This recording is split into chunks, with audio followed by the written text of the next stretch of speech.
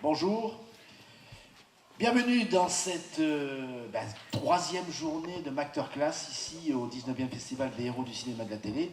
Et là, pour cette matinée de Masterclass, j'ai du lourd, très lourd. Déjà, Serge. Oui. Oh, ils se regardent tous, mais non, je parle du lourd en termes de notoriété, de popularité et aussi pour tous ceux qui s'intéressent au cinéma et qui ont envie de tourner dans la région d'Occitanie, parce que tout le monde se demande pourquoi la région d'Occitanie, il y a autant de tournages. C'est devient la plus grosse région en termes de tournage en dehors de Paris. Donc c'est vrai que c'est un phénomène qui se perpétue chaque année et on a aujourd'hui on a même des gens en repérage ici dans le cadre du festival pour essayer de voir leur prochain film. Et qui mieux placé que Serge Regour, qui est élu pour la région Occitanie à la culture, pour nous confirmer cet engouement pour la région Occitanie. Comment ça se traduit en termes de dossier chez toi? Tu dois recevoir. Bonjour à tous d'abord. Alors, je vais vous faire d'abord une confidence parce que je suis entré en politique sans jamais avoir eu la moindre appartenance politique, je ne suis pas encarté.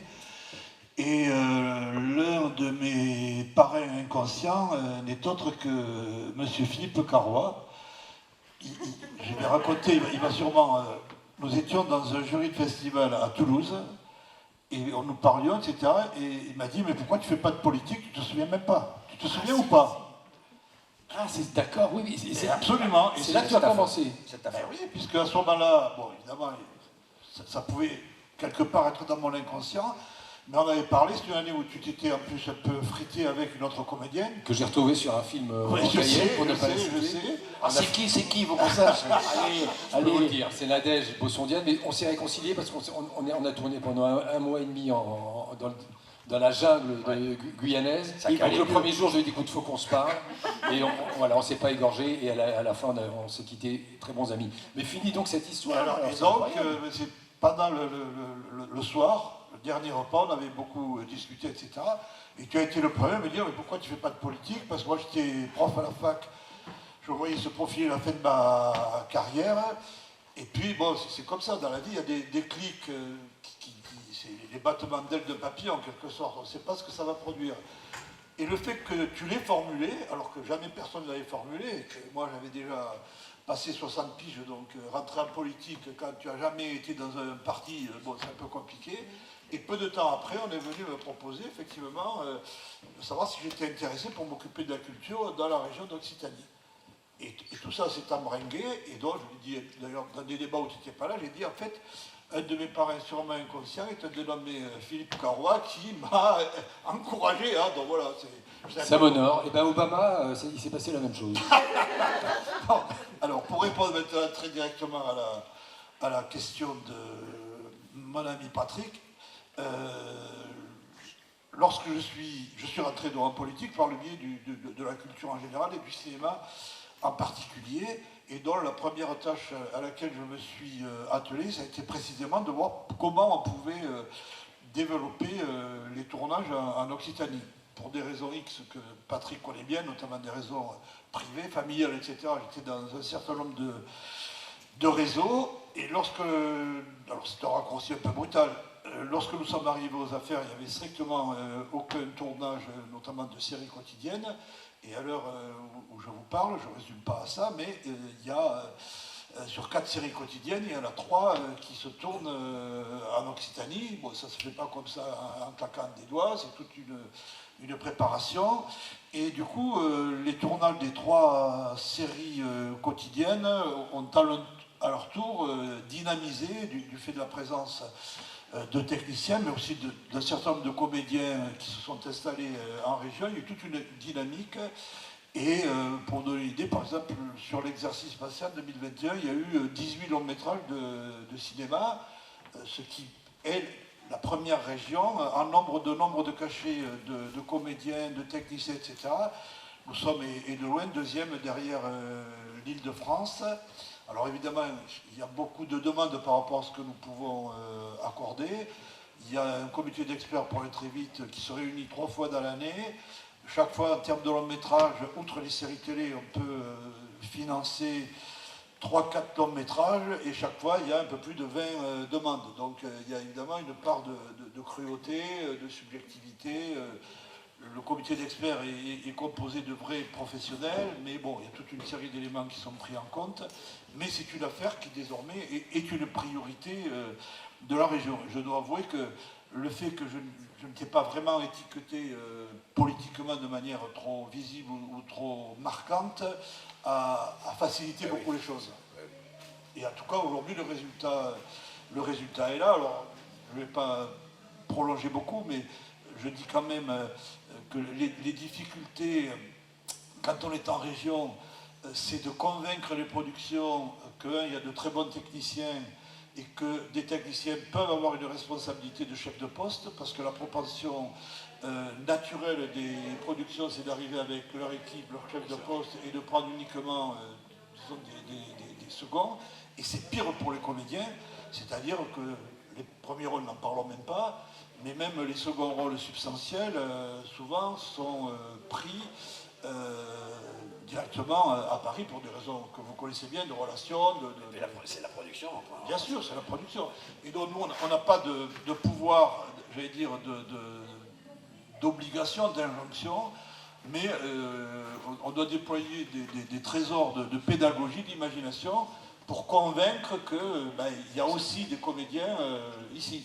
Oui, mais ça fait refaire le travail, c'est-à-dire que dans la production, quand le metteur en scène a décidé de tourner avec tel technicien, en général, ça vient aussi du fait que souvent il se déplaçait à l'étranger, on se déplaçait à l'étranger, et on tombait sur des bandes de rigolos qu'on ne connaissait pas, et qui avaient 3 bouts de ficelle, et que par peur de perdre du temps et de l'argent pour la production, ils amenaient les techniciens principaux.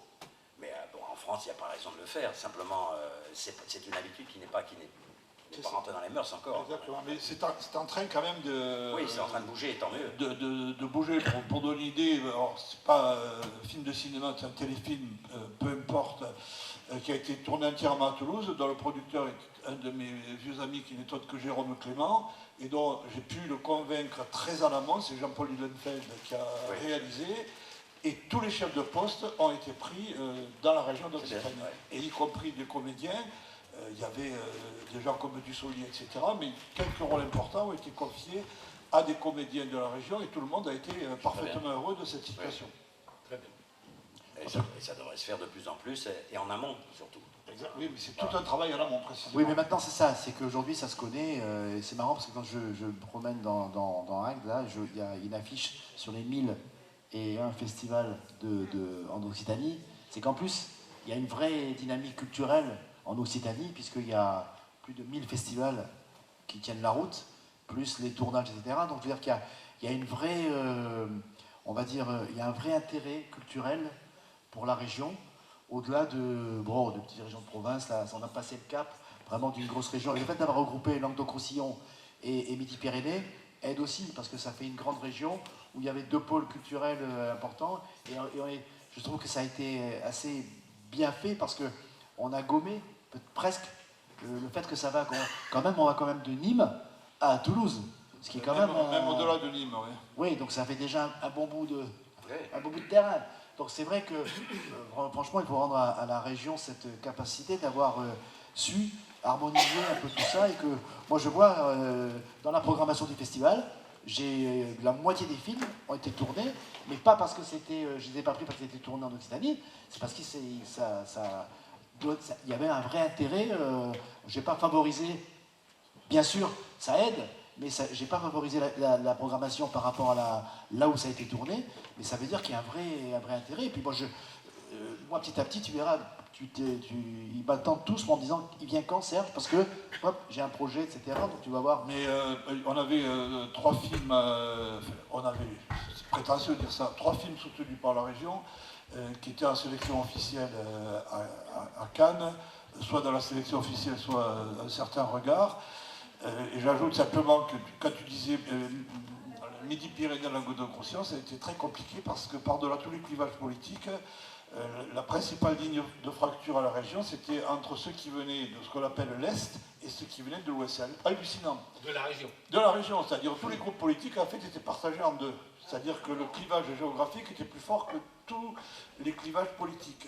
Et en fait, l'idée que croyaient vraie et fondée la plupart des professionnels, c'est que nous avions choisi que la fiction, c'était Montpellier, Languedoc-Roussillon, et que Midi-Pyrénées, Toulouse, c'était uniquement le documentaire. On n'avait rien décidé du tout, sauf qu'il se trouve que la façade maritime est ici et pas à Toulouse, que l'enclavement il est plus fort à Toulouse qu'ici, et que donc moi, quand je baladais des producteurs au début pour les séries, évidemment on essayait de les convaincre de venir à Toulouse, mais ils préfèrent tous aller à Sète, à Montpellier ou à côté de Nîmes, pour des raisons liées au soleil, à la façade maritime, etc. Mais donc c'est un vrai travail de pédagogie. Et ça a été c'est votre force, parce qu'aujourd'hui, moi j'ai plus la demande Midi-Pyrénées ou Languedoc-Roussillon, c'est vraiment Occitanie. Donc vous avez vraiment ancré le terme Occitanie, ça englobe tout le monde. Donc c'est pas forcément... vous avez cassé ce clivage géographique, et je trouve que c'est très très bien ça. Ce qui n'a pas été fait par exemple en PACA. Tu as toujours Nice, Marseille, c'est pas la guerre, mais c'est une association... une bonne entente relative. C'est pour ça que vous avez votre épingle à jouer, en tout cas ça c'est bien. Alors, le professeur est venu, et ça c'était un scoop quand même, grâce à l'intervention magistrale de Philippe, qui s'est dit pourquoi il ne ferait pas de la politique, lui il a l'air... C'est vrai que si on avait des gars comme ça marcherait mieux, la preuve. Je me suis pas trompé. Tu t'es pas trompé, donc tu vois, c'est marrant parce que les masterclass, il y a des anecdotes qui sont intéressantes, parce que ça, j'aurais jamais imaginé que ton mentor... J'étais persuadé de l'avoir déjà dit. Non, tu ne l'as jamais dit. Tu vois, ça fait très plaisir. Voilà. Et c'est encore mieux de le dire. Parce que souvent, c'est un milieu où les gens ne disent pas trop les choses positives. Bon, si ça se fait, tant mieux, ça ne se sait pas. Mais je trouve que ça, c'est bien. Et d'ailleurs, je voulais vous dire, j'en profite, je vais ouvrir un cabinet de voyance, de conseils. Tous les problèmes sentimentaux, tous les changements de carrière, venez me voir après. C'est 10 € la séance. Et regardez les résultats. J'ai rencontré un jour un petit Martin Lamotte qui voulait devenir chirurgien. Je lui ai dit non mon lapin, tu vas avoir du sang sur les mains, tu vas devenir comédien. Et maintenant il est là. Et il est l'avenir dans les fonds d'artichaut. Alors c'est un peu lent. Donc j'ai des bureaux en Bretagne. Voilà, c'est ça les masterclass. Donc on revient à un scoop, Philippe Carrois et voyant, sans le savoir. Oui, ça, et Martin est... Mon fonds de commerce, mes yeux bleus, je pense que je pourrais bluffer les gens en faisant. Il s'est fait greffer Et je penserais peut-être à autre chose, mais ça pourrait marcher, genre. C'est quand même bizarre aujourd'hui, hein, ce matin, non? Non, Vous n'avez pas dû dormir beaucoup aussi? Ben, j'aurais bien aimé dormir moins, comme dit Martin, mais moi j'ai beaucoup dormi. Personne ne m'a réveillé. J'étais un peu déçu, j'aurais bien aimé qu'on vienne gratter à ma porte. Il a l'œil délavé avec certains alcools et très très bleu avec la vodka, par exemple. J'ai été il y a quelques années à un festival, je fais une petite diversion d'ici au Cameroun, à Yaoundé, pour présenter un film que j'avais tourné au Bénin. Et il y avait des jolies jeunes femmes au bar qui étaient là pour boire des verres, éventuellement, je pense, peut-être pour discuter. Et moi, après, j'étais un peu fatigué, voilà, je suis remonté dans ma chambre, et la nuit, j'entends gratouiller à la porte. Je me dis, ah, c'est peut-être mon metteur en scène béninois, Sylvestre Ramoutsou, qui a oublié ses... Je dis oui, et j'entends une petite voix toute mignonne. C'est l'amour qui frappe à ta porte. C'est joli, non, comme expression. C'était une des filles qui m'avait vu au bar. Et donc, moi, j'ai pas ouvert. Ah oui, non. Oh, ça, c'est la version officielle. Mais c'est joli, l'expression. Franchement, c'était très élégant. Voilà, c'était la parenthèse camerounaise. Et tu n'en as pas fait un film de ça? Non, mais ça ressortira peut-être un jour, quelque part. Bah, l'affaire va ressortir, de toute façon. Justement, elle est là. On l'a fait venir, cette personne qui est restée. Je ne sais pas qui c'était, j'ai pas ouvert la porte. Entre Madeleine, entre. Et en plus, C'est il me Firmin croit. Richard qui arrive. Le pire, c'est qu'il me croit. Je savais même pas que tu avais tourné. Tu étais allé dans un festival au Cameroun. Bon, alors, revenons sérieusement. Tu deviens, grâce à Philippe, élu. Et puis, la preuve, ça fonctionne, puisque maintenant, on n'arrête pas d'accueillir des tournages et la culture se développe en Occitanie. Mais parallèlement, tu restes professeur à l'université ou... Alors, j'ai quitté l'université, mais je continue d'écrire des bouquins. Et notamment, je t'en remercie, j'avais présenté ici l'an dernier le tome 1 d'une aventure un peu folle dans laquelle m'a engagé Dominique Besnéard, qui a fait la préface, qui est une anthologie des acteurs et actrices françaises du cinéma et de la télévision depuis le début du parlant. Dans le tome 1, il y avait 900 acteurs, et dans le tome 2, qui sera dans 10 jours à peu près en librairie, il y a à nouveau 900 comédiens recensés, hommes, femmes, depuis le début du parlant. Un travail colossal qui a occupé mes loisirs. Voilà. Mais je suis heureux de continuer parce que je pense que quand on fait que de la politique, c'est très pathogène. C'est-à-dire que si je faisais que de la politique, je serais déjà devenu cinglé. Dans les premières années du mandat, j'ai eu une hausse de tension terrible, dont j'ai perdu une partie de la vue à l'œil droit, parce que j'ai eu un hématome rétinien. Parce que la politique, quand on n'a pas les codes, c'est très compliqué. Ah, ça tape fort. Ça tape fort, donc c'est bien que j'ai un dérivatif à côté. Alors, dans votre livre, aucune bête n'a été citée. Aucune bête. Ni martyrisée. Non, je voulais savoir. Aucune. Alors justement, ça s'appelle l'anthologie des acteurs et des actrices du cinéma français et de la télévision. Et c'est marrant parce que quand je feuillette, bon, évidemment, j'en connais forcément beaucoup de réputation, mais beaucoup sont passés par le festival et ça fait plaisir parce qu'on a quand même une belle brochette de comédiens qui sont passés par ici. Et alors c'est quand même pratique parce que vous, notamment les fans qui venez voir les comédiens et les réalisateurs et pour en savoir un peu plus, l'avantage c'est que ça va me donner une idée parce qu'on va te trouver un deal avec toi parce que je voudrais que quand on présente chaque comédien, on puisse prendre ton article parce que c'est bien, c'est déjà fait. Ça évite d'aller, c'est quand même bien mieux fait que Wikipédia et compagnie. Donc ça c'est pratique. Je trouve que si vous avez l'occasion, prenez le livre parce que vous avez un petit résumé de chaque comédien et la plupart sont passés ici au festival. Mais en tout cas, les autres vous les avez vus à la télé ou au cinéma ou je sais pas où. Donc essayez d'avoir ça parce que c'est quand même bien de connaître un peu la carrière des gens quand vous les voyez. C'est plus facile d'en parler et de poser une question. Il y a une des photos de la 4e de couverture, je lui dis pour lui rendre hommage. Il y a une des photos de la 4e de couverture avec Jean-Pierre Calfan qui a été faite ici et donc dont le photographe ici présent a été crédité. Exactement, donc c'est Pierre Arnaud qui a un très beau studio photo et qui a fait beaucoup de photos que vous voyez en noir et blanc sur les sites. Vous allez voir, même on fera un petit truc sur lui, mais c'est vrai qu'il y a de très belles photos et je vois c'est vraiment c'est super intéressant quoi, parce qu'on a les quelques lignes qu'il nous faut pour faire ça et on va déjà prendre tous ceux qui sont passés et qu'on n'a pas forcément expliqué sur le site. Donc pour un organisateur, je te le signale, tu devrais demander à chaque... Moi je vais t'en prendre un, en tant qu'organisateur, les 2 tomes, pour dire c'est normal. On a, comme ça déjà, quand ils préparent la communication, ils prennent déjà les éléments, ils ont déjà été faits et écrits par un professeur et par un élu notoire. Donc c'est pas la peine d'aller recorriger. Non mais c'est vrai, parce que tu fais le tri dans la filmographie, dans les principaux, ce qui n'est pas toujours le cas. Quand tu demandes à quelqu'un de la com de faire ça, il n'est pas forcément féru. C'est bien qu'un annuaire. Je me permets simplement d'ajouter que tous les acteurs, que ce soit les stars, les seconds rôles ou même des petits rôles, sont traités strictement à égalité. Parce qu'à la limite, on m'a dit, j'ai fait un débat il y a peu de temps avec le magazine littéraire dans un salon, il y a 3 jours, et il m'a dit, mais tout le monde est traité de la même manière, pourquoi? C'est un vrai choix éditorial, parce qu'à la limite, là où il aurait fallu être le plus explicite, c'est sur les gens les moins connus. Donc on connaît les visages, mais on ne sait pas très bien qui c'est. Alors que sur les gens les plus connus, à la limite, j'aurais pu avoir des textes plus courts, puisque on sait déjà tout. Donc tout le monde est traité de la même manière, de stricte égalité, ce qui est, de mon point de vue, aussi un postulat politique, parce que, et ça n'engage que moi, ce que je veux dire, je ne crois pas vraiment aux hiérarchies telles qu'elles sont. À l'époque, j'avais publié un bouquin, et celle qui m'avait parlé le mieux, c'était Isabelle Breitman, qui m'avait dit, en réalité, dans les hiérarchies d'acteurs, on croit que c'est le talent, évidemment pas, et elle m'avait dit, il y a au moins 7 à 8 paramètres différents qui font que il y a des gens très connus qui peuvent être très moyens, et des gens inconnus qui peuvent être très mauvais. Merci, j'ose pas le dire. Mais si, c'est dans tous les sens. Et à l'inverse, il y a des acteurs magnifiques qui sont totalement inconnus du grand public, qui ont éventuellement des rôles importants au théâtre. Moi, pour des raisons X, je vais m'arrêter là, mais mon coup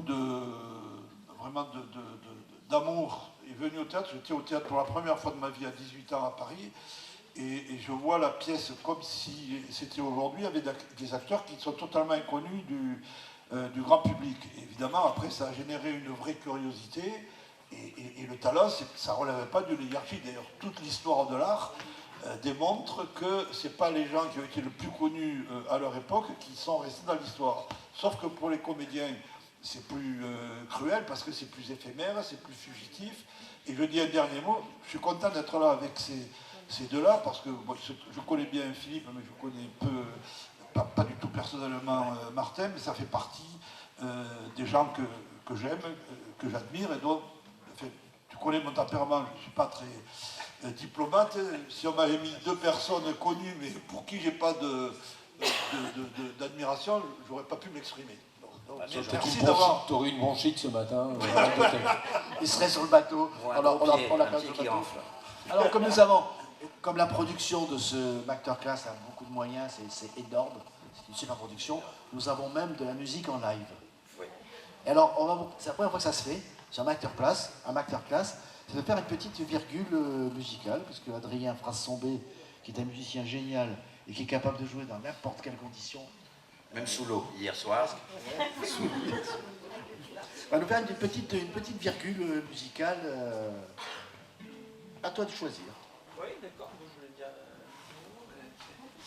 Bonjour à tous et à toutes. Voilà, donc je vais vous faire une petite virgule musicale en effet, alors avec un morceau que vous allez peut-être reconnaître, parce qu'on l'entend parfois même dans des publicités à la télévision. Je vais vous faire la première partie du prélude de Jean-Sébastien Bach. Voilà, alors ça vous dit sûrement quelque chose aussi, ça va vous parler, voilà.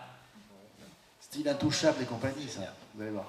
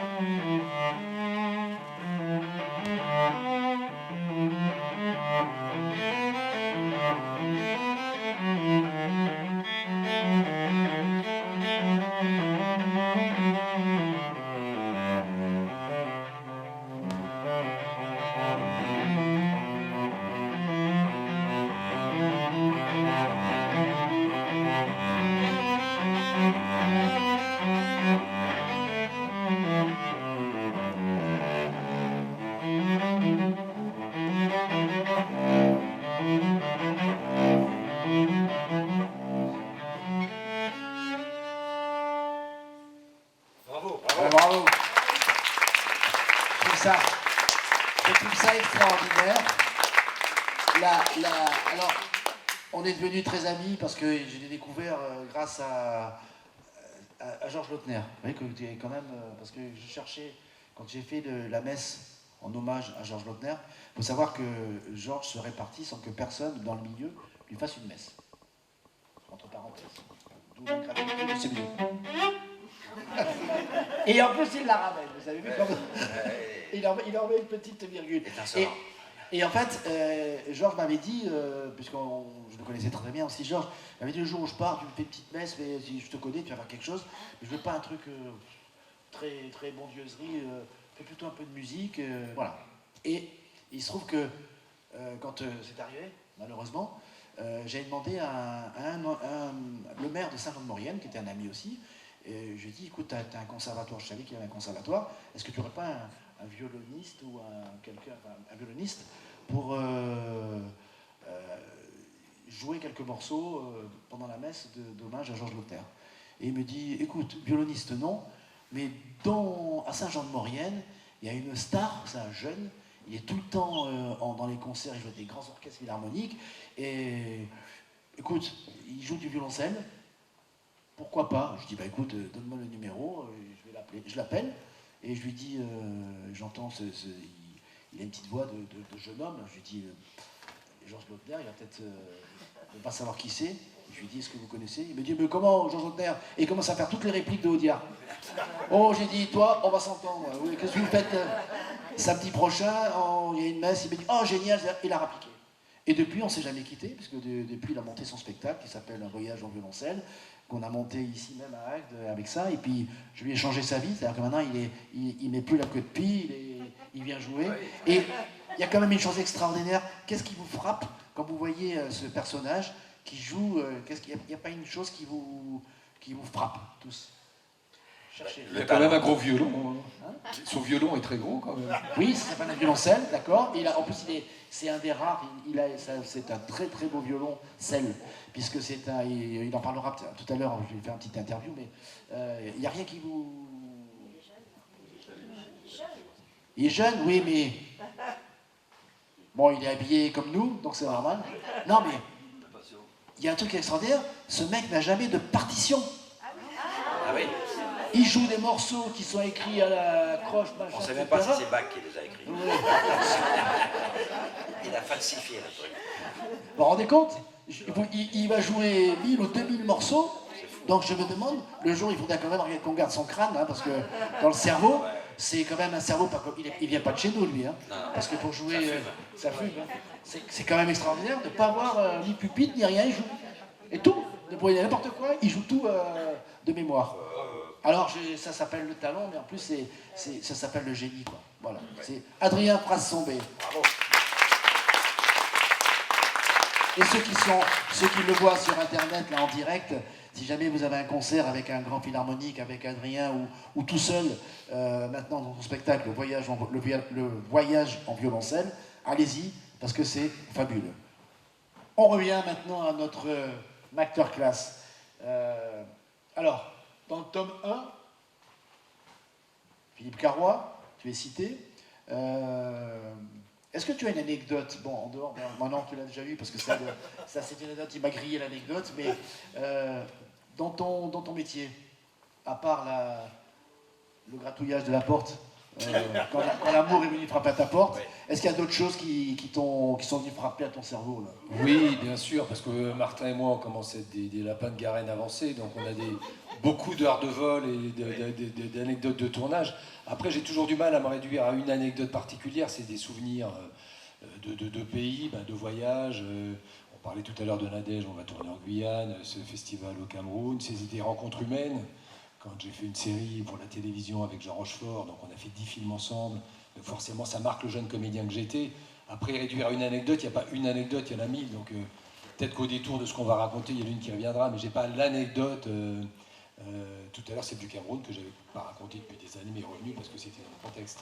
Mais on a la chance de faire un métier avec des hauts, des bas, des doutes, des frustrations, comme je pense tout acteur traverse, hein, ceux qui sont tout en haut de l'affiche, comme ceux qui rament, ce qui est le cas de la plupart des acteurs statistiquement parlant. Mais on fait un métier très riche en humain. Alors on peut dire que tous les métiers sont riches en humain. L'apprenti boulanger, il se passe des trucs aussi. Le banquier est riche en humain. Le banquier est riche en humain et en assurance vie. Mais de temps en temps, c'est... Alors, juste une question.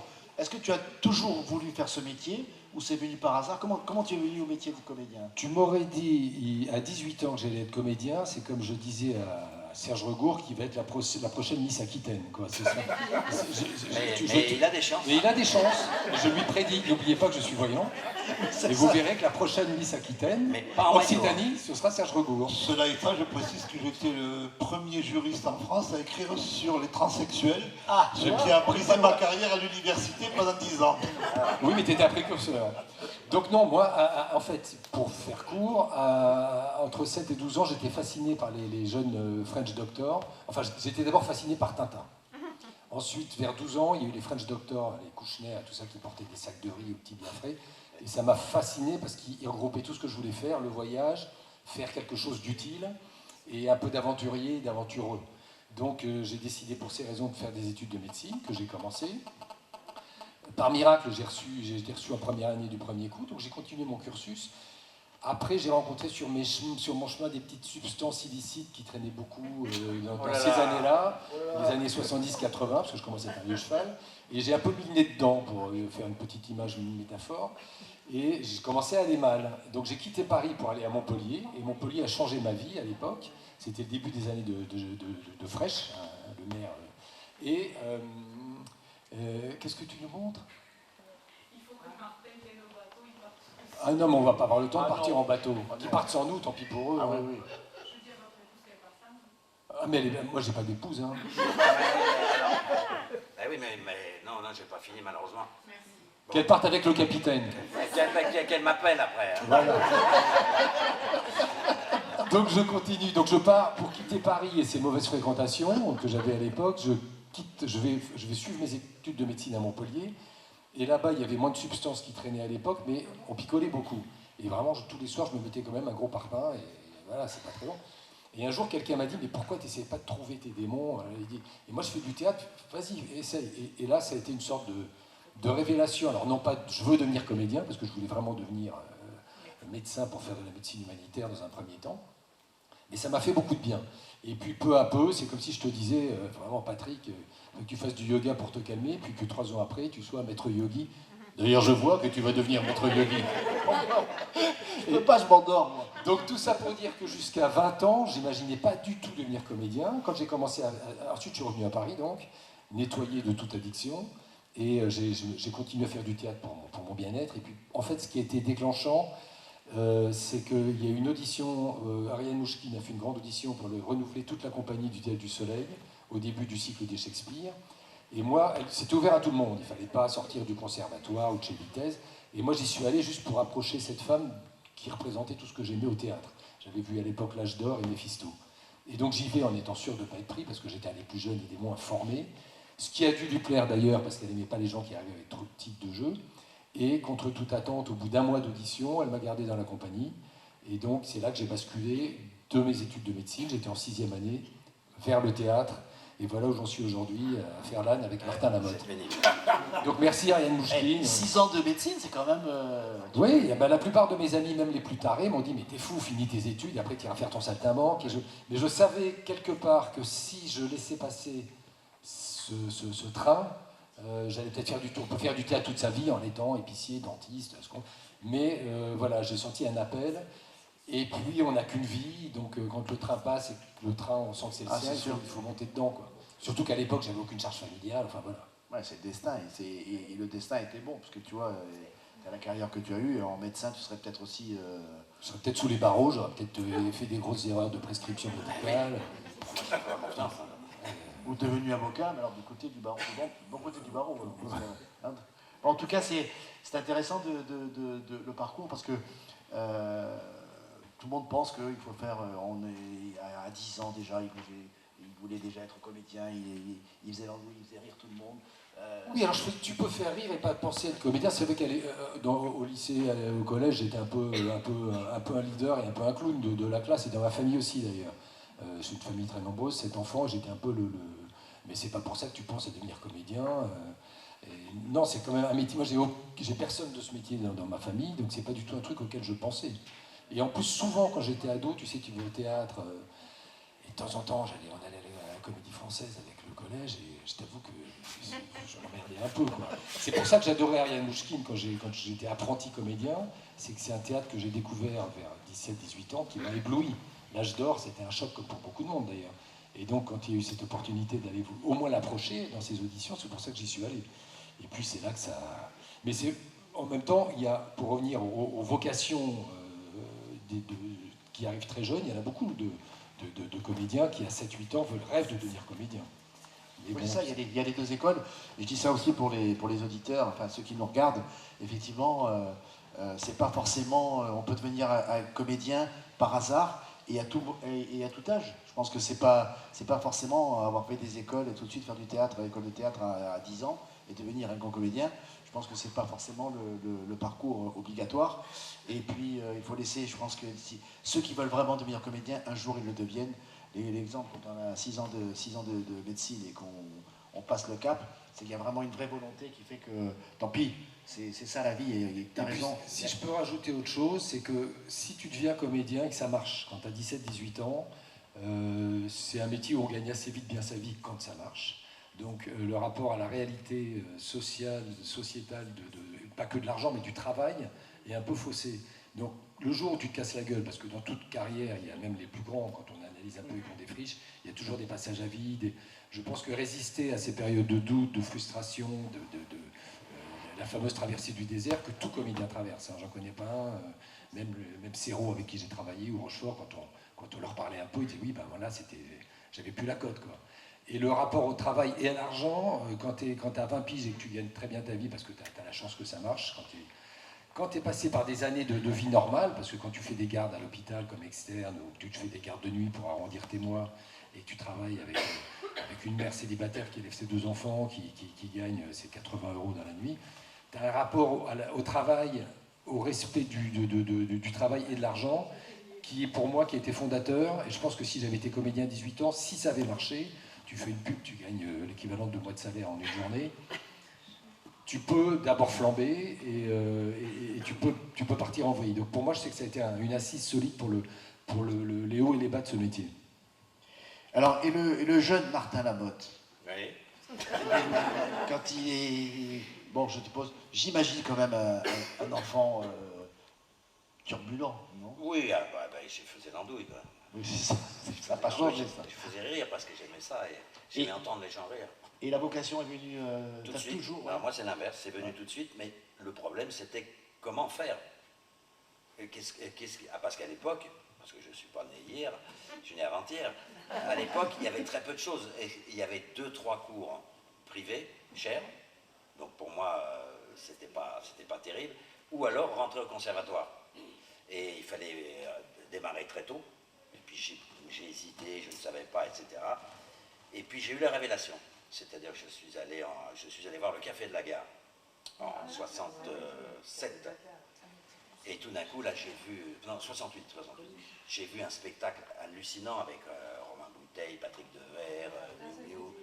Et ça m'a donné vraiment confiance. Et ils avaient tout construit. C'est-à-dire, ils ont construit leur théâtre, ils ont écrit leurs textes, ils jouaient, ils étaient un groupe. Alors, c'était très, très bizarre, parce que c'était Romain Bouteille, le fondateur, et celui qu'on appelait le pape du café-théâtre, et qui était une espèce de théoricien. Lui, c'était vraiment très, très intellectuel. Il y avait une démarche qu'il fallait. Lui, il avait été comédien, mais il avait refusé. Il avait dit, je ne veux pas rester dans ce métier-là, ça me paraît moche, bouffé par le fric et tout. Donc, parce que c'était 68 ans à fond, on fait pas ça. Tout le monde peut être comédien, tout le monde doit être comédien s'il en a envie. On fait un spectacle. Et je lui ai dit, comment tu as commencé? Il m'a dit, voilà, on a loué un théâtre, enfin un endroit, c'était pas un théâtre. On a construit un théâtre. Et on a dit aux gens, venez nous aider, et si ça se passe bien, vous allez rester, vous allez jouer. Et c'est ce qu'ils ont fait. J'ai vu ça, et puis moi, alors j'ai pris des cours de théâtre un peu plus tard, j'avais pas beaucoup d'argent, donc je me souviens, là je suis en train d'écrire mes mémoires avec quelqu'un que vous connaissez, qui est M. Roulet. Ah, voilà, Richard. Richard, que j'ai rencontré ici, qui arrive aujourd'hui, et qui m'a proposé de me faire un petit peu revenir en arrière, etc. Et donc c'était très bizarre, toutes ces histoires-là de démarrage de théâtre, comment on faisait les cours. Et un jour, moi j'ai pris 3 mois de cours, et puis j'avais mis de l'argent de côté, et puis j'avais plus d'argent.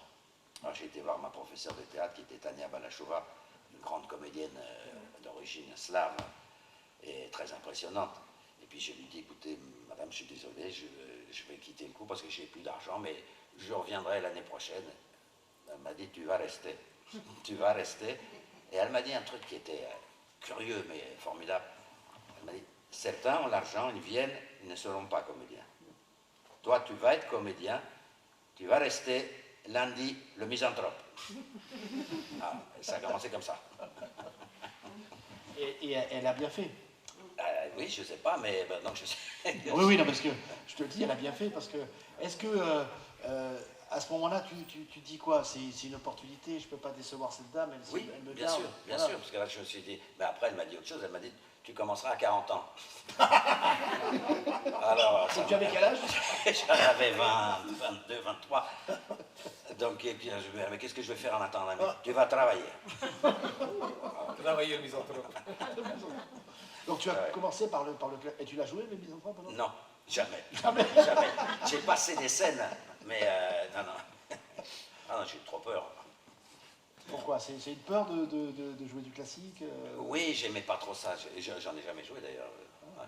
Parce que j'ai peur, il y a des références, et puis il y a les fous du texte précis, du machin. Non, je me suis dit, non, moi je vais pas... C'est la même chose, je ne fais pas de cuisine française, je fais de la cuisine asiatique. C'est parce que je suis intouchable. Tu veux pas qu'on... C'est ça, tu veux pas te faire griller dedans, c'est ça, c'est... Voilà. Ça se mange et on ne discute pas, Oui. c'est ça, moi, c'est ça. Et le passage donc à la comédie, la rencontre, les rencontres qui t'ont permis d'arriver là où tu es aujourd'hui. Bah alors, cette rencontre avec les gens du Café de la Gare, puis après avec Coluche. Donc ma fiancée de l'époque, qui connaissait Coluche, m'a dit, il s'est engueulé avec Bouteille, il crée un deuxième café-théâtre. Il reprend l'ancien, les autres sont partis, il cherche des gens. Donc elle m'a dit, on va faire comme elle faisait Bouteille, on va aller le voir et on va lui dire, maintenant on va t'aider à faire les travaux, puis on va rester. Alors on a fait ça. Et il nous a dit, ouais, vous pouvez m'aider à faire les travaux, mais c'est pas sûr que vous restiez. Et on est resté, et il nous a gardés. C'est marrant cette époque où, que ce soit le Splendide et compagnie, c'était, vous avez toujours fait, il fallait prendre un théâtre, il fallait tout, c'était oui, il fallait quand même tout retaper avant d'attaquer. Un an de travaux. Un an de travaux pour commencer. Mais je fais une parenthèse, après au Théâtre du Soleil, quand je suis rentré, le matin, on faisait le chantier et les costumes. C'est-à-dire qu'on était au marteau-piqueur sur la façade de la cartoucherie. Et dire chaque fois que j'y retourne, je vois la façade, d'entrée. Et l'après-midi, on répétait. Donc c'était dans cet esprit-là, parce que bon, entre Ariane Mouchkine et Romain Bouteille ou Coluche, évidemment, c'est assez lointain dans l'esprit, mais il y a le même esprit 68 arts et de troupe qui évoque, qui n'existe quasiment plus aujourd'hui. Et où tout le monde fait tout. C'est-à-dire que là, on n'est pas que comédien, il n'y a pas l'ouvrier comédien. Et moi, j'ai le souvenir, alors voilà une anecdote, tu vois, on parlait tout à l'heure. Donc le matin, on répartissait les tâches qui étaient, soit tu étais cuisine ou chantier, ou ménage, ou au costume. Et un jour, je tombe au ménage. Bon, c'est pas ce que je préfère le plus, mais c'est parti du boulot. Tu tires ménage, tu fais ménage. Et donc, je me retrouve avec la balayette et tout, à nettoyer les toilettes qui sont à l'accueil. Pour ceux qui connaissent la cartoucherie, en entrant à droite, qui sont les toilettes du public, et quand on répète, les toilettes qu'on utilise comme comédien. Donc, j'étais en train de nettoyer les trucs. Bon, c'est la vie, ça arrive. Et j'ai entendu bien, je regarde, et c'était Ariane en train de nettoyer une cuvette. Les toilettes. Et je dis, moi j'avais 20 piges, et c'était déjà une énorme dame du théâtre. Et on commence à parler. Et je lui dis, Ariane, mais je vais le faire, en plus c'était pas très sale. Peut-être qu'il y a plus de boulot à l'administration, parce qu'elle chapeautait tout, évidemment. Et elle m'a dit, et c'était pas une posture, puisqu'elle le faisait, que pour être légitime dans son fonctionnement, où on était tous payés pareil, du plus haut niveau d'Ariane, enfin nous on avait un statut de stagiaire, on était un peu moins bien payés les très jeunes, et c'était pour que ça fonctionne de manière égalitaire, elle s'astreignait à faire ça aussi, et puis ça faisait partie de son travail. Et cet esprit-là n'existe plus du tout. Il y en a qui s'en réclament du côté, je pense qu'on est dans des cadres différents, que ce soit le café Romain Bouteille, Coluche ou le Splendide. Les troupes, il y en a eu 3 ou 4, pas plus. Oui, parce que le hasard a vu que c'était avant-hier, j'avais Pascal Légitimus et... avec qui c'était Légitimus et Bruno Moineau. Oui. Et on retrouve le même, ce moment dit là, j'ai le même display, il fallait bosser, c'était cette notion de troupe, et je trouve que ça a été une révolution dans le cinéma et la télévision, probablement aussi au théâtre, mais cet esprit de troupe a bouleversé quand même tout le paysage. Vous êtes arrivé avec vos comédies, etc., et ça a été un succès immédiat, d'abord au théâtre et après au cinéma ou à la télévision. Mais on n'avait pas le choix non plus, parce qu'il n'y avait pas de rôle pour les jeunes comédiens. Il y avait très très peu de rôles. Et au théâtre, pareil, à moins de faire le jeune habillé avec une raquette de tennis, hello dans la famille qui sortait, il n'y avait aucun truc intéressant. Donc on a joué des rôles de vieux, entre guillemets, de composition, jusqu'à y arriver. Et c'est comme ça qu'on a démarré. On a créé un créneau qui n'existait pas en fait, pendant un moment, avec 2-3 troupes. Comme ça. C'est ça, et vous avez créé le besoin et vous avez fait votre carrière et heureusement parce que aujourd'hui vous êtes tous, je disais, ce qui est marrant, c'est que tous individuellement vous avez réussi, aussi bien les inconnus que l'équipe des gens, vous avez tous été, et aujourd'hui individuellement les notions de troupe sont restées. C'est-à-dire on connaît le Café de la Gare, on connaît les inconnus, on connaît c'est des troupes qui aujourd'hui, demain ça redémarre, mais il y a un engouement tout de suite, et même les jeunes d'aujourd'hui connaissent cette notion de troupe. Mais par contre, individuellement, vous êtes tous des bankable, comme on dit. Hein. Presque, oui. Mais la notion de troupe, c'est très important. Mais dans le théâtre, alors dans le cinéma aussi, parce que effectivement, une équipe de cinéma, c'est une troupe. Et si on ne sait pas diriger une troupe quand on est metteur en scène, ce qui arrive beaucoup, parce qu'il y a des jeunes metteurs en scène qui sont très doués, mais qui sortent des écoles et qui n'ont jamais dirigé qui que ce soit. Or, une équipe, c'est indispensable. Vous êtes là, et puis tout d'un coup, on vous pose des questions. Dans telle scène, par exemple, l'accessoiriste vous dit le vase, là, bleu ou rouge? Et il faut avoir une réponse très très vite pour savoir. Donc, vous savez à peu près la couleur du décor. Bleu, ok, merci. Même si c'est pas ça, le fait de répondre fait que vous êtes chef de troupe. Et vous fédérez tout. Et c'est pareil pour les comédiens, il faut les diriger. Parfois bien ou mal, parfois il faut savoir leur mentir juste ce qu'il faut pour que le film soit bien. Et tout ça, c'est pour le bien de l'équipe. Et c'est la troupe. Moi, j'ai retrouvé au cinéma complètement la notion de troupe. Donc c'est vraiment inhérent à notre profession, je pense. On se fait une petite intermède. Oui, par exemple, les jeux interdits. Ouais.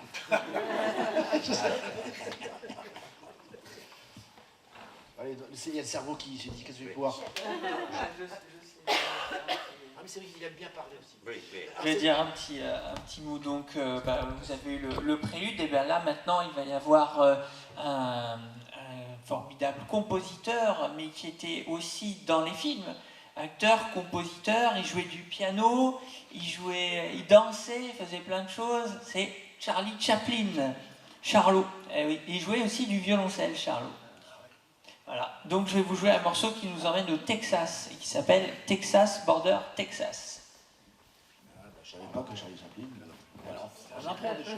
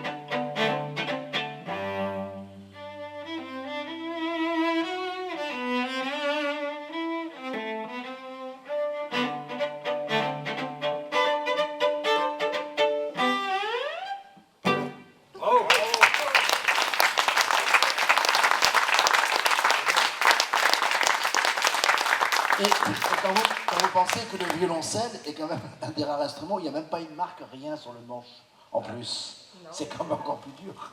Oui, non, c'est terrible. Terrible. Avec des gants de boxe, c'est très dur. Avec des moufles, c'est la référence. Bien sûr. Bon, c'est marrant, ces intermèdes musicaux comme ça. Ah, c'est bien. Magnifique. Voilà. On n'est pas tombé sur le plus manchot. Hein. Oui, c'est ça. Mais, franchement, c'est un phénomène. Moi, je suis toujours épaté, toujours pas de partition. Vous avez vu, ça sort, il n'y a pas de post-note, il n'y a rien. Bon, bravo. Donc on revient maintenant à vos carrières.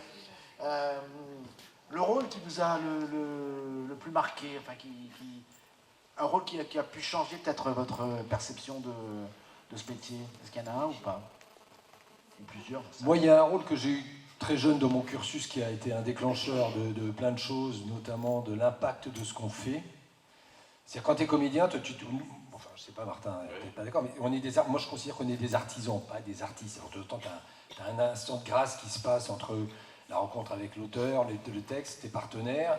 Et effectivement là on peut dire, mais moi je me considère beaucoup plus comme un artisan, un mec qui fabrique. On te propose un rôle qui se passe au Moyen-Âge, un truc, faut d'abord on croit la manière dont tu parles, dont tu marches, tout ça, que ce soit. Et puis après, comment, au point de vue émotionnel, tu vas y aller. Donc ça, c'est un travail de préparation qui est pour moi plus un travail artisanal qu'artistique. L'art arrive après, mais de toute façon, toute profession artistique, je pense, passe par une phase d'artisan, vraiment d'artisanat. Et donc, quand j'ai quitté le Théâtre du Soleil au bout de 4 ans, je me retrouve sur le marché du travail que je découvre à ce moment-là seulement, avec qu'est-ce que je vais faire? C'est dur de trouver du boulot quand tu es jeune comédien perdu. Et je trouve un petit rôle dans un film où je faisais un militaire dans le Djebel, un film de Gérard Mordia qui se passe sur la guerre d'Algérie. Donc j'ai les cheveux super courts et mon petit agent pas connu du tout parce que je débutais, il me dit il y a Robert Hossein qui monte La vie de Jésus, il reçoit tous les comédiens qui veulent, il n'y a pas de sélection. Donc j'y vais, je quittais mon tournage qu'on avait tourné dans le Larzac avec Mordia. Donc la tête, la boule à zéro. Hein. Et pareil, j'avais envie de rencontrer cet homme, ce mythe du théâtre. Et je vais dans son bureau, c'était au Palais des Sports, et puis ça défilait en 3-4 minutes, et puis moi il me garde une demi-heure, 3/4 d'heure, il me pose plein de questions.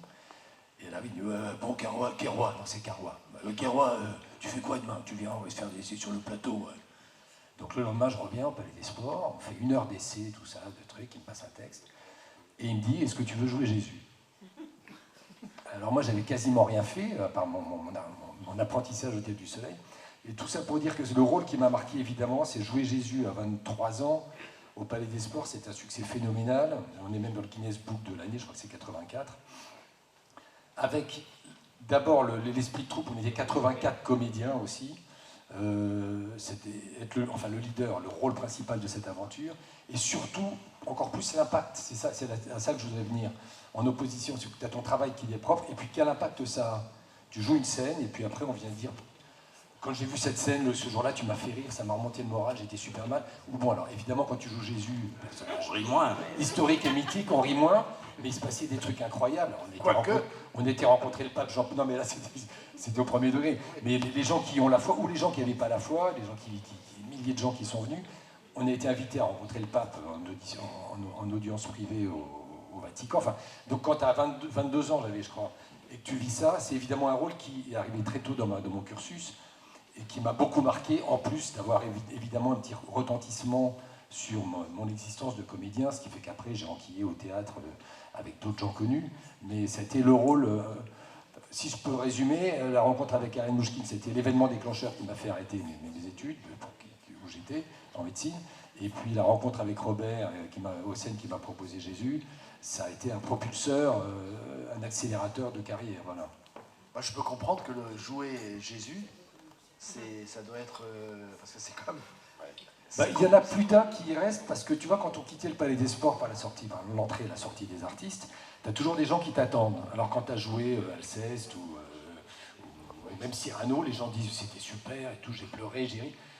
Quand tu sors que tu as joué Jésus, les gens, il y a des gens qui disent c'était super et tout, puis tu as des gens qui sont avec leur enfant dans leur fauteuil roulant, parce qu'évidemment, et qui disent vous pouvez donc il faut trouver le ton entre pas dire non, bah non je suis comédien, je suis pas... Et puis en même temps te dire, bon, il faut que je salue cet enfant d'une manière... Il y a des trucs qui sont très durs, surtout quand tu as peu d'expérience, ce qui est évidemment mon cas,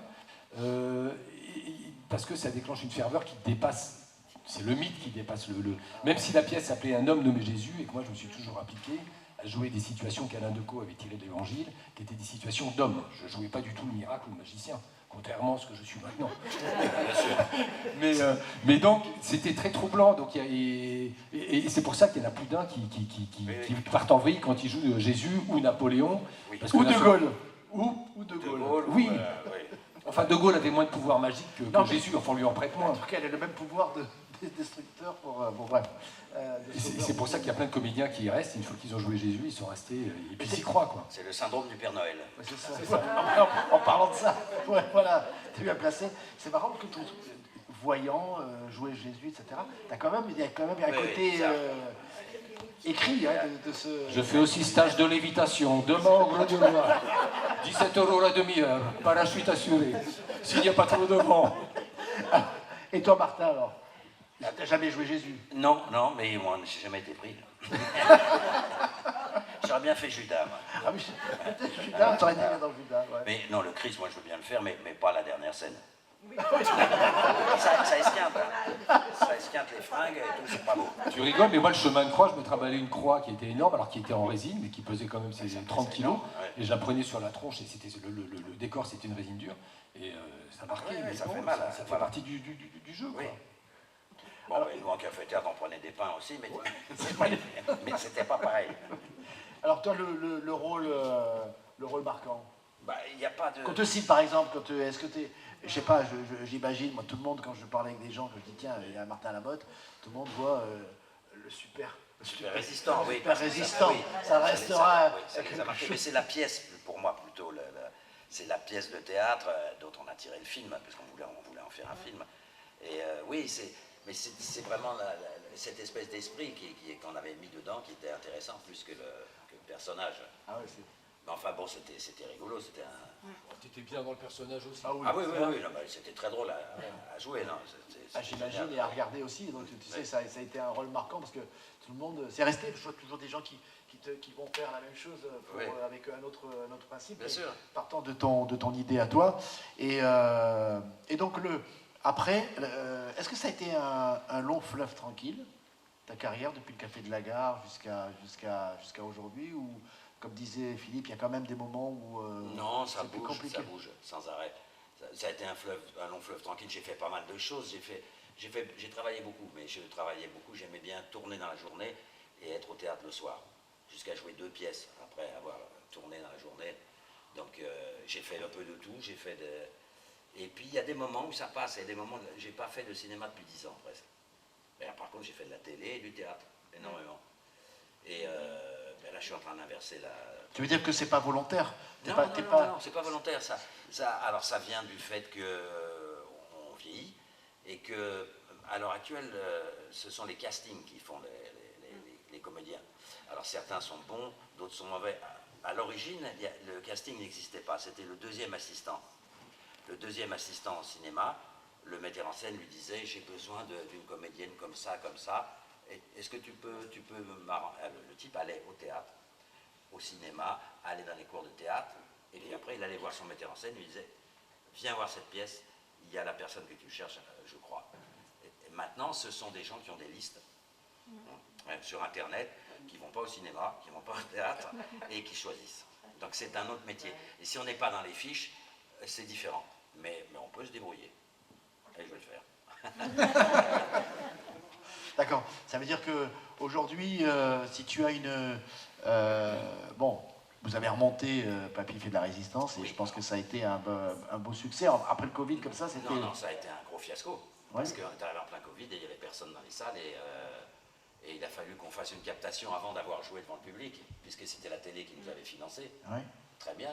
Mais, et que le théâtre n'a pas voulu ouvrir. Enfin, on a eu tous les déboires possibles et puis il n'y avait personne. Quand on a ouvert, les gens ne venaient pas. Il fallait avoir le masque, personne ne rentrait dans les salles. On avait une salle de 1200 places et on avait à peine 150 personnes. Mais est-ce que c'est cette opération qui était forcément une super opération, vous n'avez pas décidé de la reporter ou Non. Non. On ne peut pas reporter ça parce qu'on avait fait vraiment un truc important. On avait travaillé sur un grand plateau avec une double tournette, avec des tas d'effets. Et on n'a pas pu garder le décor. Le théâtre n'a pas voulu. Mais les théâtres ne pouvaient pas garder les décors à ce moment-là parce qu'à cause de la pandémie, il y avait beaucoup de pièces de théâtre qui avaient été arrêtées. Les décors avaient été stockés et il n'y avait plus de place. Donc le décor est parti à la benne. Et voilà. Et donc il faudrait remonter la pièce avec un truc complètement différent, une mise en scène différente, des trucs.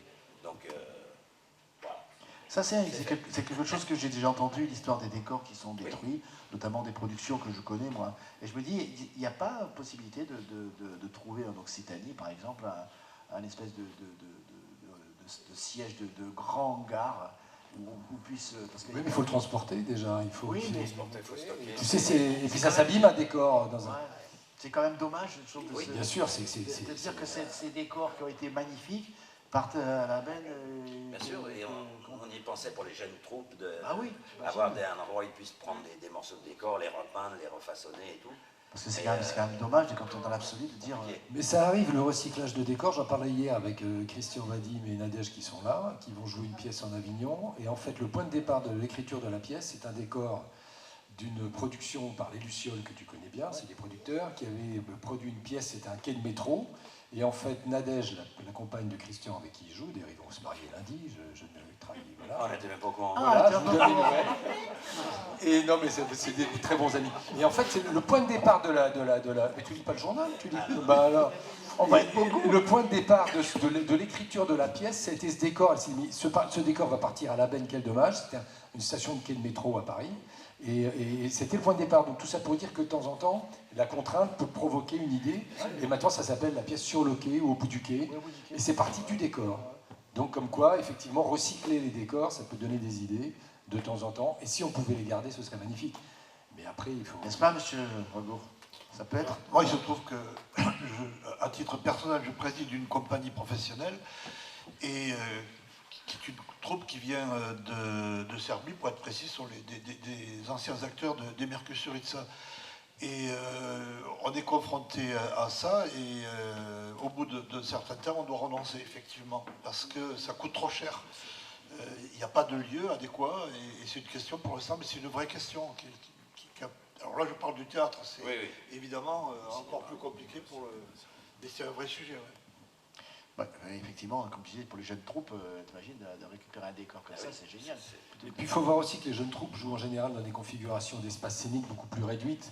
Bon, si tu joues à Avignon, il y a je ne sais pas combien de centaines de spectacles qui commencent bientôt à Avignon. 1500. Ou 1500. Il y a 20 minutes entre la fin du spectacle précédent et le suivant. C'est-à-dire qu'en 20 minutes, il faut démonter le spectacle précédent et monter le... Donc forcément, tu ne peux pas faire un vrai décor au sens où nous, il faut avoir un fond, il y a de plus en plus d'images vidéo projetées.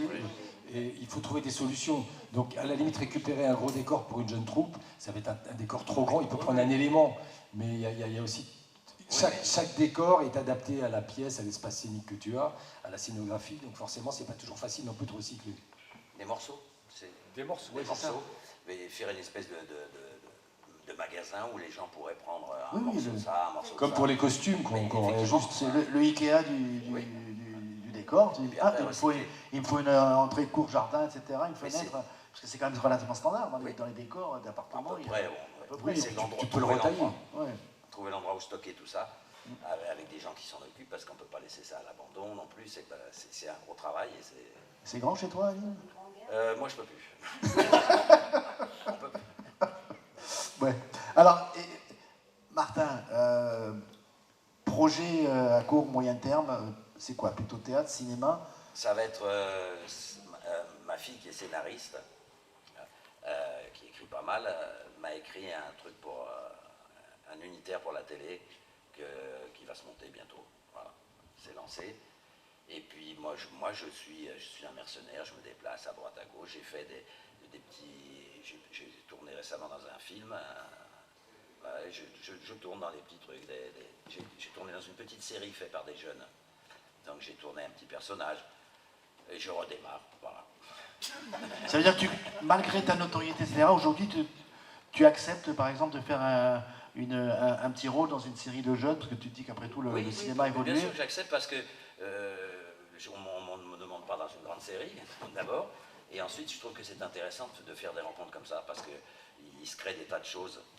Et puis c'est bon pour l'avenir aussi. Et puis la production a évolué, c'est les web-séries, etc. Aujourd'hui, c'est l'avenir. Et dedans, il y aura probablement des gros trucs Je pourrais faire du théâtre tous les ans. Là j'ai arrêté parce que, effectivement, c'est une espèce de facilité, une espèce de ronron. J'ai aussi une pièce à monter, que je veux monter parce qu'elle a été écrite par Fenwick, Jean-Noël Fenwick, qui avait écrit Les Pales de M. Schultz. On a une pièce intéressante. Mais même chose, j'attends un petit peu parce que les conditions là, de travail dans le théâtre étaient tellement épouvantables que je ne veux pas le lancer là-dedans pour l'instant. Je pense que ça va être 2023, 2024, probablement. Et c'est une pièce qui se passe au IIIe siècle avant Jésus-Christ. Voilà. On revient à Jésus. Non, on revient à Rome. À Rome, d'accord. Mais C'est le il test y a du quelque 3-7. chose donc on joue en jupette avec des sandales. Ah bah, et si tu veux faire le 3e siècle avant Jésus-Christ, effectivement, Non, c'est c'est pas très, dire en très jean. drôle. C'est une pièce comique et c'est bien. Et tu en es où alors, au stade de l'écriture? Non, il a écrit. C'est fait Parce on que va l'inventer. avec, si c'est de la veine des pages de M. Schultz, ça risque d'être... C'est très intéressant. Ah ouais, Ouais. ça irait loin. C'est intéressant, oui, non, puis Et j'aime tu as déjà bien, le moi, les producteur ou trucs. pas? Hein Tu as déjà le producteur? On a la production, oui. Ah bah donc... Ouais, on a la production, on est sur le bord, mais j'attends un peu, je ne veux pas lancer l'affaire qu'on vient de Oui, vivre. l'expérience Voilà, de Papy, Oui. c'est... calmer le jeu. C'est pas parce qu'on a l'argent, la production, etc., que la saison est bonne. Il faut attendre que ça soit vraiment le bon moment. Oui, il Là, faut que c'est les le gens bon moment. retrouvent l'habitude d'aller Oui, on au ressort. théâtre Et etc. effectivement de pouvoir avoir Et en encore fait, ce matin, j'ai regardé les infos, c'est toujours stressant. Tu dis, ça y est, on est reparti, t'as l'impression que ça ne s'arrêtera jamais, quoi. Ben oui, ça ne s'arrêtera pas, je pense. Donc il faut arriver à vivre avec ça, il faut Exactement. prévoir, il faut faire attention. Et moi je regrette d'avoir fait cette pièce parce qu'elle a été uniquement filmée, très peu jouée, filmée pour la télé. Donc j'ai nourri le diable parce que j'ai nourri les gens qui ne vont pas au théâtre et qui sont restés chez eux et qui ne sortiront pas. Oui, mais Et le théâtre n'est pas fait pour être vu, filmé. Il est fait pour être vu sur une scène et que chacun fasse sa caméra et voit les choses. Et je regrette ça. c'est involontaire, donc c'est vrai que Oui, c'est la mais- situation qui veut ça. Ou alors il faut maintenant pouvoir s'en servir pour le... Moi j'ai toujours dit, la clientèle, les gens qui vont au théâtre, au cinéma, c'est les enfants qu'il faut toucher. Parce que si on donne envie aux enfants d'aller au théâtre, c'est comme ça. Si on leur montre, peut-être dans une école, dans les écoles, on leur montre une pièce même filmée, ça leur donnera envie. Ça leur donnera envie, je suis d'accord, ça d'aller au sert. théâtre. Au moins que Mais- cette expérience-là puisse pas... Sinon ça va rester... C'est à quoi? Ça va ressortir une fois... elle ressortira à la télé tous les ans, Encore, oui, fois. dans 2 ans, on ne Ouais. sait pas. Non.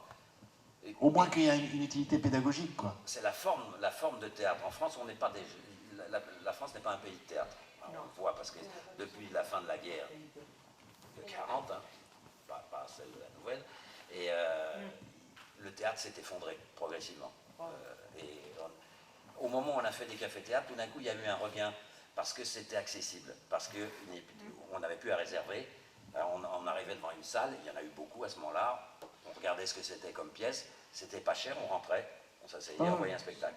Ça, c'était une période dont on se souvient bien, ça n'a pas duré longtemps, ça a duré 4-5 ans maximum. Puis après, ça a été repris, le système a été repris par des gens qui n'étaient pas des gens qui étaient une troupe, etc. Et puis c'est devenu vraiment très, très mercantile. C'est plus pareil, c'est une location de lieu. Donc, Pardon, j'ajoute un mot parce que pour nous, c'est du point de vue de la décision politique, cette question est fondamentale. Tout ce qui était les budgets dits jeunes publics, c'est peanuts, c'était totalement marginal. Et notamment puisque la région, comme toutes les régions, finance les scènes nationales, les CDN, etc.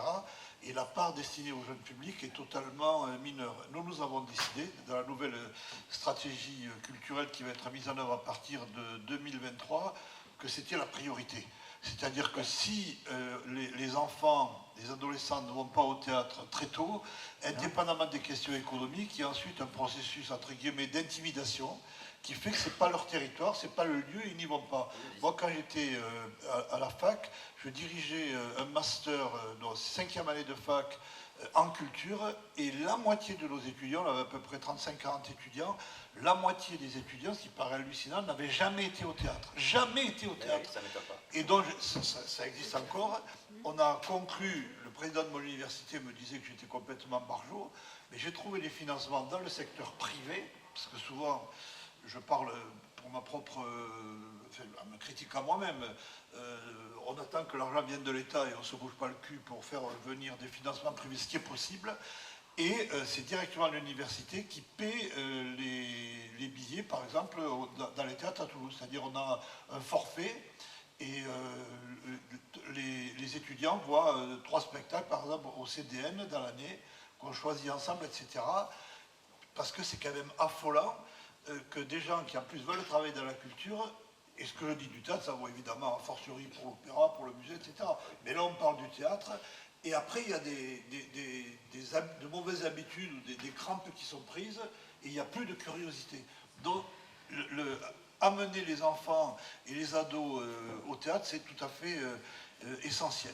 Et c'est une réflexion croisée, parce que tu vois, tout à l'heure, c'est Philippe qui disait, moi, bon, quand il fallait aller au théâtre, voir une pièce, c'est vrai qu'aujourd'hui, dans l'éducation, on va jamais proposer une pièce, une comédie, dans un collège ou un lycée, on va proposer, forcément un classique, et c'est pas ça qui va, peut-être, et je trouve que l'association des trois, là, c'est-à-dire sensibiliser les gens au théâtre, comme tu le dis, proposer quelque chose, tu as une pièce comme ça, et ça donne envie d'aller au théâtre, parce que les jeunes vont comprendre que le théâtre, c'est pas forcément la perruque et puis c'est pas des études, c'est du plaisir. Mais il y a actuellement un mouvement, il y a une excellente qualité, mais qui est malheureusement mise un peu de côté, notamment dans les prix, que ce soit les prix de la SACD ou les fameux Molières, mais il y a une qualité qui monte du théâtre, mais même pas pour jeunes, pour enfants. Et c'est là que ça commence. Les gamins, ils adorent quand les parents qui les amènent voir les marionnettes, mais après, après le Guignol, il y a un trou. Et c'est là qu'il y a des spectacles. Et il n'y a même plus des Guignols. C'est maintenant pour trouver des Guignols. Mais pour un comédien en France, c'est comme ceux qui font que de la voix ou que du théâtre pour enfants. Ah, tu fais théâtre pour enfants, c'est super, mais en fait, c'est pas très. Alors que, notamment, moi je connais bien le Canada pour y aller souvent. C'est pas du tout, c'est même assez glorieux, et il y a des acteurs qui sont spécialisés du théâtre pour enfants, qui sont souvent des très bons comédiens, parce que pour captiver une audience d'enfants, crois-moi, si ça les fait chier, c'est vite le bordel. Donc il n'y a pas la politesse du respect pour l'acteur. Et donc c'est souvent des très bons comédiens, qui ont souvent des qualités comiques et même charismatiques très fortes. Mais en France, c'est pas encore considéré, comme dit Serge, et ça, c'est en train de changer doucement. Mais c'est la clé parce que des spectateurs 20 ans plus tard, si tu prends ton pied à 3 ans, à 5 ans, à 10 ans, tu continues à le faire. C'est clair que moi, pour faire une petite opération qui s'appelle les cours d'école, avec des enfants de CM1, CM2 et 6e, mais quand tu leur montres quelque chose d'original, ils accrochent. Et comme tu dis, l'attention, c'est tout de suite. Moi, demain, je leur montre les papiers de la résistance, ils sont scotchés à la pièce, je suis sûr. Et donc, c'est à cet âge-là que tu donnes. Maintenant, si tu leur dis, effectivement, on va au théâtre, on va aller voir, où vous allez jouer, machin, ouais. Ça les amuse moins, là. Mais il faut les emmener très tôt. Ouais, c'est ça. Moi, je le fais. J'emmène mes petits-enfants. Ah, mais ça, c'est normal. Je fais le cirque, le Guignol, on se théâtre. demande d'où vient cette envie de ta fille d'écrire des pièces. Ah, elle a écrit, oui, parce qu'elle m'a vu écrire. Et donc, au moins, ça perpétue la tradition des Lamotte. Oui, qui n'avait jamais fait ça. Comme ça, on est dans le cinéma de père en fille, c'est ça, depuis toi. Depuis toi. En tout cas, merci messieurs. Donc on rappelle, il est là. Anthologie des acteurs, des actrices du cinéma français, tome 2. Et le tome 1, il t'en reste encore, j'espère. Est-ce qu'on avait pris l'année dernière le tome 1? Il me semble, on avait pris, je crois, le tome 1. Parce que je veux qu'il y ait la communication, ça va. Ça, on va le garder. Donc, on rappelle le prix. Est-ce qu'il est marqué quelque part? Je crois que c'est 21 euros. C'est marqué où? Ah oui, 21,90, c'est ça? Ou 20, attends, j'ai pas mes lunettes. Oui, 21,90. Voilà. Donc, ça se trouve. Alors, on peut l'acheter en librairie Dans 15 jours. Dans 15 jours. On peut le recevoir sous pli discret. Dédicacé. En tout cas, merci Serge. Et puis, on va se retrouver, parce que tu vas avoir des gens qui vont te voir pour les projets. Attends. Martin, on te remercie parce que ta femme t'attend sur le bateau. Bah oui, elle est partie déjà. Elle est déjà partie. Elle est déjà. Ça se trouve, elle est déjà au Maroc. Hein. On est en face là. Ça Il fallait pas la laisser partir. Voilà. Et Philippe, projet pour toi, dernier moi, je me suis mis à l'écriture avec cette expérience de premier roman, et du coup, j'ai finalisé l'écriture. J'avais adapté plusieurs pièces de théâtre, dont j'ai joué certaines, et d'autres ont été jouées par d'autres acteurs, notamment Patrick Chenet. Et là, je suis en train de monter, j'ai trouvé des producteurs, mais on attend aussi en fonction des perspectives entre le virus et l'Ukraine, est-ce que c'est le bon moment de monter une pièce, mais sinon j'ai la production. Une pièce que j'ai écrite, une pièce à 4 personnages, que je vais également mettre en scène, qui s'appelle Le Chapon, et qu'on devrait normalement monter la saison prochaine à Paris, puis en tournée, donc j'espère que je viendrai la jouer ici. Et voilà, c'est mon projet de théâtre actuel, plus quelques tournages qui C'est le projet qui est chez Luciole. C'est le projet qui est chez Ouais, alors Lucien. ça, on va le faire. T'inquiète pas, ça passera. Et ben, je dis la même chose pour Martin. N'hésite pas à m'appeler s'il y a des choses. Moi, j'ai toujours des petites. Ok. Hein, et puis l'histoire des enfants m'intéresse beaucoup aussi parce que je pense qu'il y a des choses à faire, Ah oui. à sensibiliser les. Je voudrais juste ajouter que de temps en temps, moi j'ai reçu des classes entières sur des pièces qui n'étaient pas du tout classiques, qui étaient des pièces comiques, même en café-théâtre, et que ça s'est vraiment bien passé. Ouais. À la fin, on faisait une photo avec le professeur, et les élèves, nous, on faisait les cornes au professeur, derrière. Et ils étaient ravis. Non, mais et ces enfants-là, ben, ils se sont marrés au théâtre. Bah oui. Au lieu de s'emmerder. Au début, ils faisaient du bruit, un peu de chahut, hein, parce qu'il y a toujours ça, et puis après, fini. Et en sortant, et ça, je trouve ça génial. En tout cas, c'est des idées à retenir et je suis sûr que Serge les retiendra. Alors, on va se quitter avec un petit peu de musique, parce qu'on a eu la chance d'avoir Adrien Frassambé. Je recommande Le Voyage en violoncelle. Quand il passera dans votre ville, allez le voir, parce que c'est un vrai phénomène. Alors, tu vas nous jouer quoi, là? Eh bien alors, pour se dire au revoir, une petite gigue. Il Une est gigue, alors... alors, une demande spéciale de Patrick, le staccato volant avec le petit hommage à Georges Leclerc. Oui, et puis ton introduction t'explique un peu comment tu es venu au staccato, parce que le prof t'a dit tu ne sauras jamais jouer ça, il a dit quoi? Staccato, où je connais. Voilà, alors ça c'est un morceau de Boccherini, qui est un compositeur italien, hein, voilà. Il n'est pas anglais, hein, Boccherini, hein, ça fait... voilà, compositeur italien, et ce geste technique que vous allez voir, ça s'appelle le staccato volant. Et voilà, alors moi j'ai découvert ce morceau quand j'étais au Conservatoire de Marseille. Voilà, il y avait le professeur qui était là, on était tous autour, et puis il fait ce truc-là, et puis l'archer vole sur les cordes. Oh, alors ça, c'était très impressionnant. Et puis, petit à petit, de fil en aiguille, eh bien, j'ai travaillé ce morceau, et puis en faisant du ski, en fait. Explique quand même que le prof t'a dit, toi, ton petit, qu'est-ce que tu viens Bah oui, le prof il voulait pas que je fasse ce morceau. Donc du coup, il dit, oh, bah non, attends, c'est trop tôt pour toi de faire ça, c'est pas pour toi. Donc voilà, et puis finalement, j'ai travaillé, et après avoir fait du ski, j'ai trouvé la décontraction du bras pour faire staccatoter le morceau, voilà, et que ce soit comme des pâtes, hein, au lieu que ce soit des pâtes qui collent, que ce soit des pâtes, des balles al dente, exactement, voilà, exactement. Donc le rondeau de Boccherini. Et regardez, ça porte bien son nom, le staccato volant. Vous allez voir que... Ne faites pas ça chez vous. Ouais.